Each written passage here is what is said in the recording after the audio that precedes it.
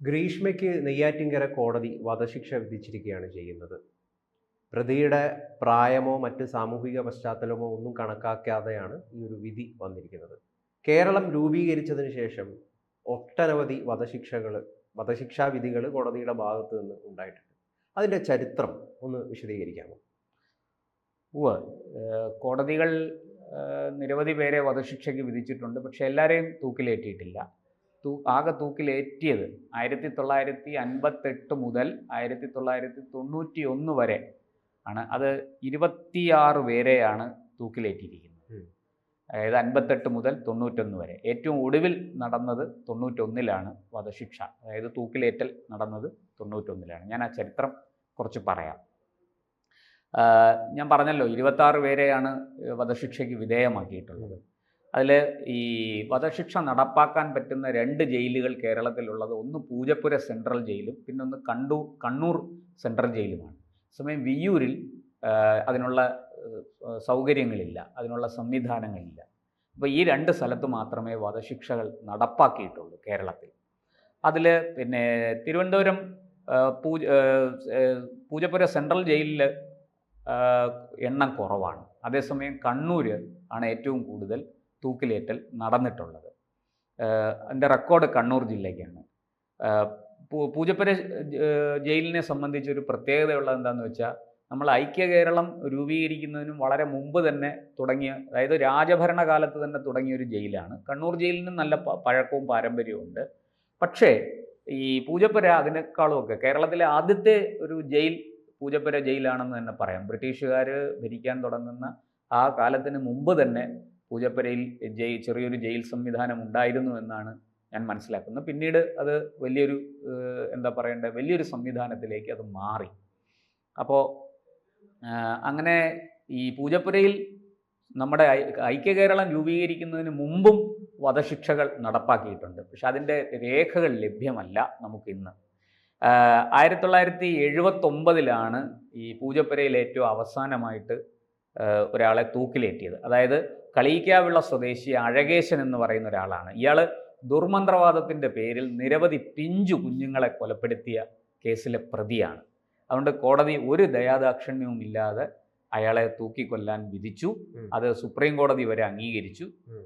അങ്ങനെ അതാണ് ഏറ്റവും ഒടുവിൽ പൂജപ്പുരയിൽ നടന്നത്. നമുക്ക് കണ്ണൂരിൻ്റെ കണക്കിലേക്ക് വരാം. അതിനു മുമ്പ് ഈ 1958 ആദ്യത്തെ വധശിക്ഷ നടപ്പാക്കിയെന്ന് ഞാൻ പറഞ്ഞല്ലോ. അതിനുശേഷം 1960-63 കാലഘട്ടങ്ങളിൽ 5 പേരെ തൂക്കിലേറ്റിയിട്ടുണ്ട്. ഔദ്യോഗിക കണക്കുകൾ പ്രകാരം സംസ്ഥാനത്തെ ഏറ്റവും ഉയർന്ന നിരക്കാണിത് ആ ഒരു ചെറിയ കാലയളവിൽ. പിന്നെ 1967 കാലഘട്ടങ്ങളിൽ 3 പേരെ വധശിക്ഷയ്ക്ക് വിധേയമാക്കി. ഏറ്റവും ഒടുവിൽ കേരളത്തിൽ വധശിക്ഷ നടപ്പാക്കിയത് 1991-ലാണ്. അതായത് കഴിഞ്ഞ 3.5 പതിറ്റാണ്ടായിട്ട്, കൃത്യമായിട്ട് പറഞ്ഞാൽ 34 വർഷമായി കേരളത്തിൽ ആരെയും വധശിക്ഷയ്ക്ക് വിധേയമാക്കിയിട്ടില്ല.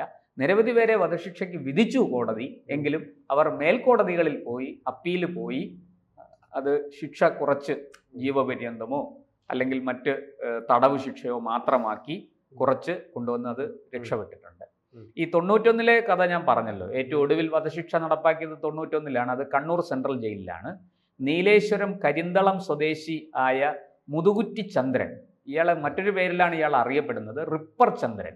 ഈ റിപ്പർ ചന്ദ്രനെയാണ് കണ്ണൂർ സെൻട്രൽ ജയിലിൽ തൂക്കിലേറ്റിയത്. ഇയാളുടെ ഒരു രീതി അറിയാമല്ലോ. ഇയാൾ ഈ ചുറ്റികയുമായിട്ട് നടന്ന് ആൾക്കാരെ തലക്കടിച്ച്, ഉറങ്ങിക്കിടക്കുന്ന ആൾക്കാരുടെ തലക്കടിച്ച് കൊല്ലുന്ന ഒരാളായിരുന്നു. അത് അവർ പിടഞ്ഞു മരിക്കുന്നത് കാണുമ്പോൾ ഇയാൾക്ക് വലിയ സംതൃപ്തിയും സന്തോഷവും ആനന്ദവുമൊക്കെ ഇയാൾ അനുഭവിച്ചിരുന്നു എന്നാണ് പറയുന്നത്. എന്തായാലും 85-86 കാലഘട്ടത്തിൽ കേരളത്തെ, പ്രത്യേകിച്ചും വടക്കൻ കേരളത്തെ, മലബാറിനെ, കണ്ണൂർ, കോഴിക്കോട് തുടങ്ങിയ ഭാഗങ്ങളെ, കാസർഗോഡ് ഭാഗങ്ങളെ വലിയ തോതിൽ വിറപ്പിച്ച ഒരാളാണ് ഈ കുറ്റവാളി. എന്നുവെച്ചാൽ ആൾക്കാർക്ക് വലിയ രീതിയിൽ ഭയം പിടികൂടി. കാരണം എപ്പോഴാണ് ആര് എവിടെ എങ്ങനെ കൊല്ലപ്പെടും എന്നറിയാത്തൊരവസ്ഥയുണ്ടായിരുന്നു. ഇയാൾ രാത്രിയിലാണ് ഇങ്ങനെ ഇറങ്ങി ആളുകളെ തലക്കടിച്ച് കൊല്ലുന്നത്. ചന്ദ്രൻ്റെ ആ രീതി അതായിരുന്നു. കണ്ണൂർ, കാസർഗോഡ്, വയനാട് ജില്ലകളിലെ നിരപരാധികളായ 14 മനുഷ്യരെയാണ് ഇയാൾ കൊലപ്പെടുത്തിയത്. അതിൽ കൂടുതലുണ്ടോ അത് അറിയാതെ പോയതാണോ? കാരണം ഈ റോഡ് വക്കിലൊക്കെ കടത്തിണ്ണകളിലും മറ്റുമൊക്കെ കിടന്നുറങ്ങിയിരുന്ന പല മനുഷ്യരും കൊല്ലപ്പെട്ടിട്ടുണ്ട്. അതൊക്കെ ഈ ഭിക്ഷക്കാരും ആരും ഇല്ലാത്തവരും ഒക്കെ ആയിരുന്നു. അത് പലതും കേസായിട്ടില്ല, അതാരും അന്വേഷിച്ച് പോയിട്ടുമില്ല. പക്ഷേ അന്വേഷിച്ച കേസുകളിൽ ഈ 14 പേരെ കൊലപ്പെടുത്തിയ കേസിലാണ് ഇയാളെ ശിക്ഷിച്ചത്. അതിൽ 14 കേസുകളിൽ ഇയാൾ പ്രതിയായിരുന്നു. അതിൽ ദമ്പതിമാരെ വധിച്ച കേസിലാണ് ചന്ദ്രന് വധശിക്ഷ വിധിച്ചത്. മറ്റുള്ള കേസുകളിൽ ജീവപര്യന്തമായിരുന്നു ശിക്ഷ. അത് 91 ജൂലൈ 6-നാണ് ചന്ദ്രൻ്റെ വധശിക്ഷ നടപ്പാക്കിയത്. അതിനുശേഷം കേരളത്തിൽ ആരെയും ഇതുവരെ തൂക്കിലേറ്റിയിട്ടില്ല, തൂക്കിലേറ്റാനുള്ള സാഹചര്യം ഉണ്ടായിട്ടില്ല. ഇപ്പോൾ ഗ്രീഷ്മ ഉൾപ്പെടെ നമ്മളിപ്പോൾ ഇത്രയും പറഞ്ഞപ്പോൾ ഇപ്പോൾ കേരളത്തിലെ ജയിലുകളിൽ ഗ്രീഷ്മ ഉൾപ്പെടെ 39 പേർ സെൻട്രൽ ജയിലുകളിലുണ്ട്. വധശിക്ഷയ്ക്ക് വിധി വാങ്ങി കോടതിയുടെ വിധിച്ച 39 പേർ കേരളത്തിലെ സെൻട്രൽ ജയിലുകളിലുണ്ട്. അത് പൂജപ്പുര സെൻട്രൽ ജയിലിലാണ് ഏറ്റവും കൂടുതൽ പേര് കഴിയുന്നത്, വധശിക്ഷയ്ക്ക് വിധിക്കപ്പെട്ട 25 പേർ. കണ്ണൂർ ജയിലിൽ 4, വിയ്യൂരിൽ 5, വിയ്യൂർ അതിസുരക്ഷാ ജയിലിൽ 3, തിരുവനന്തപുരം വനിതാ ജയിലിൽ 1. അതിപ്പോൾ ഈ ഗ്രീഷ്മയാണ്. ഇതാണ് കണക്ക്. ഇവയിൽ പലതും ശിക്ഷാ ഇളവിനായിട്ട് മേൽക്കോടതിയിൽ അപ്പീൽ കൊടുത്തിട്ട് കാത്തിരിക്കുകയാണ്. ഇപ്പോൾ നമുക്ക് തിരുവനന്തപുരത്തെ ഉരുട്ടിക്കൊല അറിയാമല്ലോ, ഉദയകുമാറിൻ്റെ സ്റ്റേഷനിൽ, അത് വധശിക്ഷയ്ക്ക് വിധിച്ചിരിക്കുകയാണ്. എനിക്ക് തോന്നുന്നു അത് ഹൈക്കോടതിയും അവരുടെ വധശിക്ഷ, പോലീസുകാരാണ് അവിടെ പ്രതികൾ, അവരുടെ വധശിക്ഷ അംഗീകരിച്ചു.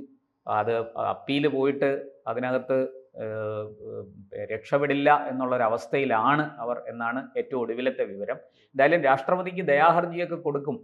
ഇവർ ഈ വധശിക്ഷയ്ക്ക് വിധിക്കപ്പെട്ടവർ തീർച്ചയായിട്ടും രാഷ്ട്രപതിക്ക് ദയാഹർജിയൊക്കെ കൊടുക്കും. ചോദിച്ചോളൂ. ഗ്രീഷ്മയെ ഈ വിധി വന്നതിന് പിന്നാലെ ചില ഹൈക്കോടതി മുൻ റിട്ടയർഡ് ഹൈക്കോടതി ജസ്റ്റിസുമാരൊക്കെ രംഗത്ത് വന്നിട്ടുണ്ട് വിമർശിച്ചുകൊണ്ട്.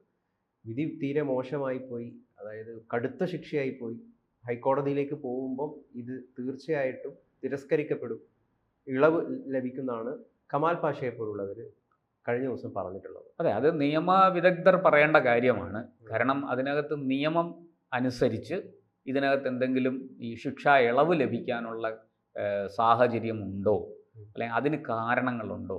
ഇപ്പോൾ സംശയാതീതമായി കുറ്റം തെളിയിക്കാൻ പ്രോസിക്യൂഷന് സാധിച്ചു.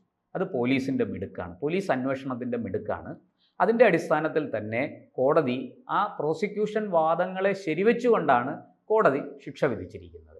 ഇപ്പോൾ കീഴ്ക്കോടതിക്ക് സ്വാഭാവികമായിട്ടും ഇത്തരം കാര്യങ്ങളിൽ ഒരർത്ഥത്തിൽ ഇത് സമൂഹത്തിന് ഒരു ഭയം ജനിക്കണം.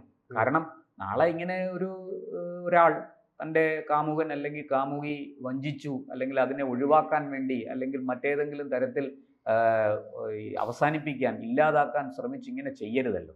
നമ്മുടെ നാട്ടിൽ അത്തരം സംഭവങ്ങൾ ഒരുപാട് നടക്കുന്നുണ്ട്, പ്രത്യേകിച്ചും സ്ത്രീകൾ അതെ കുറ്റവാളികളാവുന്ന ഒരുപാട്. അതെ, അത് വളരെ ദാരുണമാണ്. നമ്മൾ സ്ത്രീയെ കാണുന്നത് എന്താണ്? അമ്മയായിട്ടും ദേവിയായിട്ടും ഒക്കെയാണ് നമ്മൾ കാണുന്നത്. അങ്ങനെയുള്ള സ്ത്രീകൾ, പുരുഷന്മാർ കുറ്റവാളികളാകുന്ന സാഹചര്യത്തെക്കുറിച്ചൊക്കെ വലിയ പഠനങ്ങൾ നടന്നിട്ടുണ്ട്. പക്ഷേ സ്ത്രീകൾ കുറ്റവാളിയാകുന്നത് നമ്മുടെ സമൂഹത്തിന് പൊതുവെ അത് അംഗീകരിക്കാൻ ബുദ്ധിമുട്ടുണ്ട്. സ്ത്രീകളെ നമ്മൾ അങ്ങനെയല്ല, വലിയ ബഹുമാനത്തോടെയാണ് നമ്മൾ കാണുന്നത്. അപ്പോൾ സ്ത്രീകൾ കുറ്റവാളികളായി മാറുമ്പോൾ, പ്രത്യേകിച്ചും ഇത്തരം കൃത്യങ്ങളിൽ ഏർപ്പെടുമ്പോൾ, അത് നമുക്ക് വലിയ തോതിൽ സമൂഹത്തിൻ്റെ മനസ്സാക്ഷിയെ പിടിച്ചു കുലുക്കുന്നതാണ്. അതുകൊണ്ട് തീർച്ചയായിട്ടും ഇങ്ങനെയുള്ള തെറ്റുകുറ്റങ്ങൾ ഇനി ഉണ്ടാകാതിരിക്കാൻ, പൊതുവെ പൗരന്മാർ ഇതിൽ നിന്ന് മാറി നിൽക്കാൻ ഒക്കെ കോടതിക്കും തീർച്ചയായിട്ടും അത്തരം ചിന്തകൾ ഉണ്ടാകുമല്ലോ.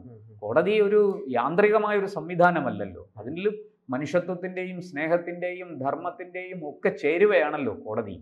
അപ്പോൾ കോടതി തീർച്ചയായിട്ടും ചിന്തിച്ചിട്ടുണ്ടാവും, ഭാവിയിൽ സമൂഹത്തിൽ നിന്ന് ഇത്തരം കുറ്റകൃത്യങ്ങൾ ഉണ്ടാകരുത്. പ്രത്യേകിച്ചും സ്ത്രീകൾ, പെൺകുട്ടികൾ. ഒന്ന് ആലോചിച്ച് നോക്കൂ, വിദ്യാഭ്യാസം പൂർത്തിയാക്കി ജീവിതത്തിലേക്ക് കാലെടുത്ത് വെച്ചിട്ടില്ല ഈ കുട്ടി. നമ്മളെ എന്താ പറയേണ്ട, ഒരു മാധ്യമ ഭാഷയിൽ പറഞ്ഞാൽ യൗവനത്തിലേക്ക് കാലെടുത്ത് വെച്ച ഒരു കൗമാരക്കാരിയാണ്. അതായത് വളരെ എന്താ പറയാ, കൊല ചെയ്യുന്നത് പോലെ അല്ലെങ്കിൽ കൊല ചെയ്യാൻ തോന്നുന്നത് പോലെ അസ്വാഭാവികമായ വളരെ അതെ ദുരൂഹമാണ്. വളരെ ആ ആളിൻ്റെ മനസ്സ് എത്രത്തോളം കഠിനമാണ്, എത്രത്തോളം ക്രൂരമാണ് എന്ന് നമുക്ക് ചിന്തിക്കാതിരിക്കാനാകുന്നില്ല. അതുകൊണ്ട് കോടതി തീർച്ചയായിട്ടും ഒരു ശക്തമായ നടപടി എന്നുള്ള നിലയ്ക്കാണ് അത് സ്വീകരിച്ചതെന്നാണ് എൻ്റെ ഒരു വിലയിരുത്തൽ. പക്ഷേ ഈ പറഞ്ഞതുപോലെ ഇപ്പോൾ ഗൗതം പറഞ്ഞ കാര്യം ശരിയാണ്. മേൽക്കോടതിയിലേക്ക് പോകുമ്പോൾ സ്വാഭാവികമായിട്ടും ഈ അപ്പീൽ സ്വീകരിക്കുകയും ശിക്ഷയിൽ ഒരു ഇളവ് ജീവപര്യന്തം മറ്റുമൊക്കെ ആക്കി മാറ്റുകയും ചെയ്യും. ഇപ്പോൾ നമ്മൾ കഴക്കൂട്ടത്ത് സ്വന്തം മകളെയും ഭർത്താവിൻ്റെ അമ്മയെയും അതിദാരുണമായി കൊലപ്പെടുത്താൻ കാമുവിന് കൂട്ടുനിന്ന ഒരു അമ്മയുടെ വാർത്തകൾ ഇപ്പോൾ പുറത്ത് വന്ന് ഞാൻ ആ കേസ് നേരിട്ട് റിപ്പോർട്ട് ചെയ്ത ആളാണ്. ആ വിധി ഞാൻ കോടതി മുറിക്കുള്ളിൽ നിന്ന് ചേംബറിൻ്റെ അടുത്ത് നിന്ന് കേട്ടയാളാണ്.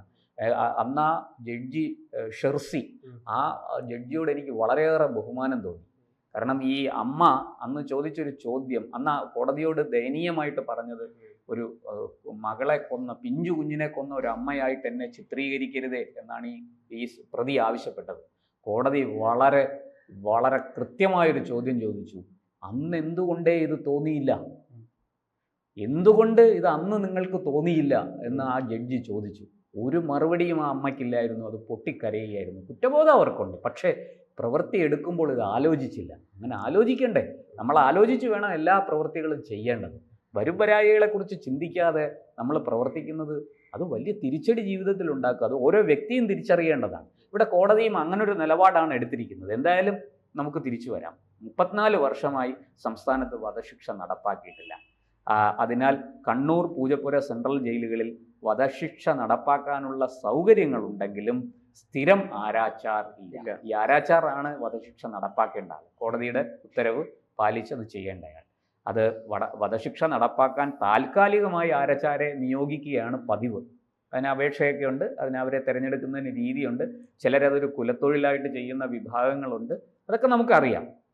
പക്ഷേ ഇപ്പോൾ കഴിഞ്ഞ 3.5 പതിറ്റാണ്ടായിട്ട് അത്തരം കാര്യങ്ങൾ നടക്കാത്തത് കൊണ്ട്, ഈ വധശിക്ഷ കേരളത്തിൽ നടക്കാത്തത് കൊണ്ട് തന്നെ ഈ ആരാച്ചാരെ നിയോഗിക്കുന്ന പതിവ് ഇപ്പോൾ നമ്മുടെ ജയിലുകളിൽ ഇല്ല.